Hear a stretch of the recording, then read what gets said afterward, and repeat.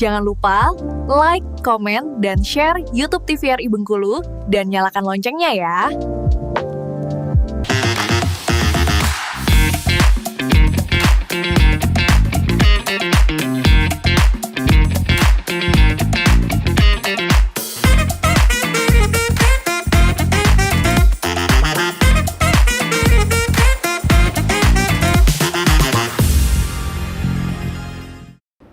Balik lagi di Opini Obrolan Pas di sini. Nah, pemirsa masih bersama dengan Bang Priyo di sini. Bang Priyo, kita lanjutin nih. Lanjut.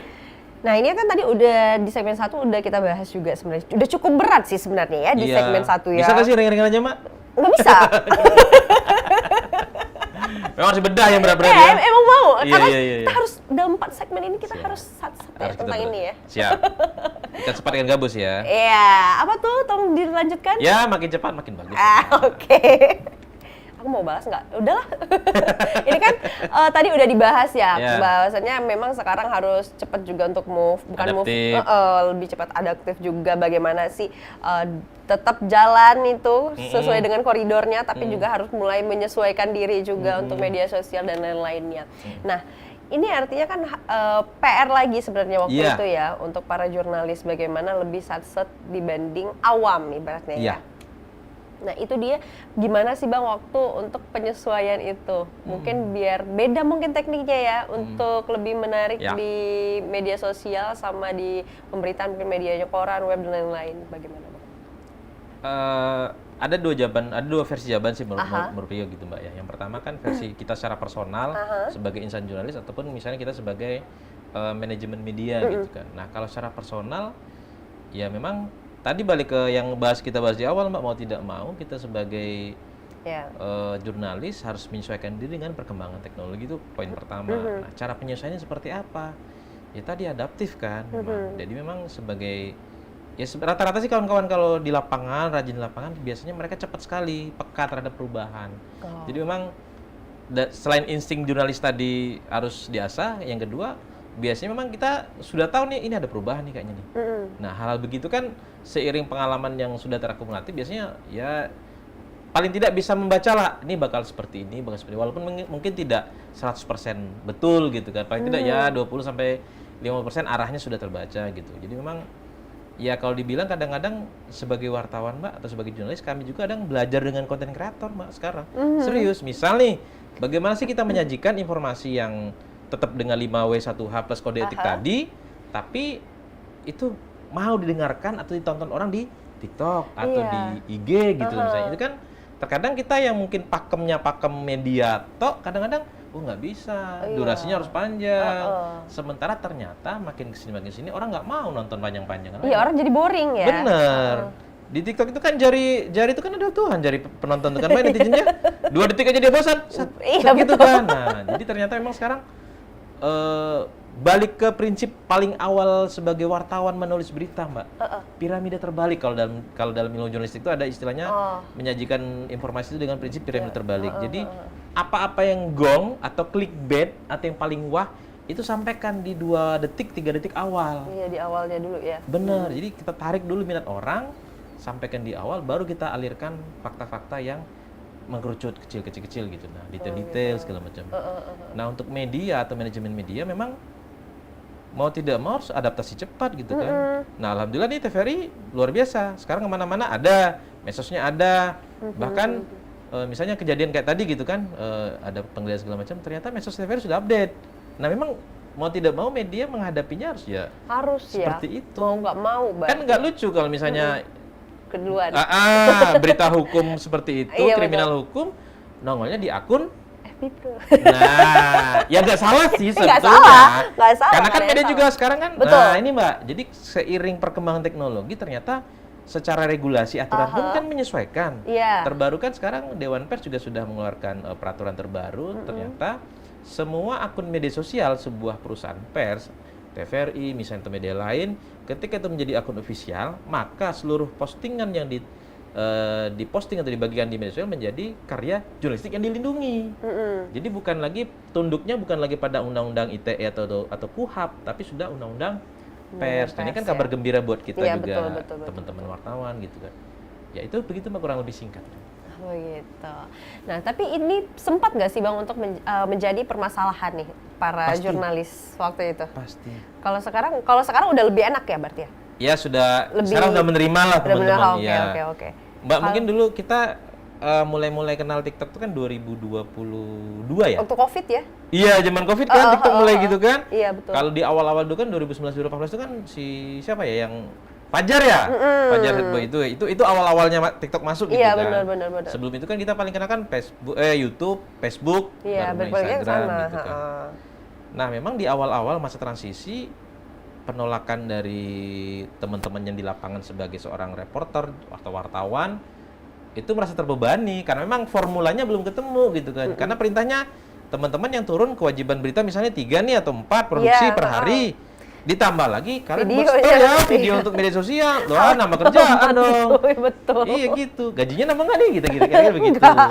Tapi setelah makin Iya, kesini kan ketemulah formulanya kan seperti itu, Mbak. Dan memang ya tadi kita semua sekarang sadar tanpa media sosial sekarang juga sulit gitu kan. Karena memang ya untuk mendapatkan orang yang masih mau buka TV kota itu Sulit. nongkrong nonton kapan lagi gitu kan. Orang buka TV pun nontonnya YouTube. Mm-mm. Nggak lagi ke TV Saya gitu pribadi ya? buka TV lupa saya terakhir kapan.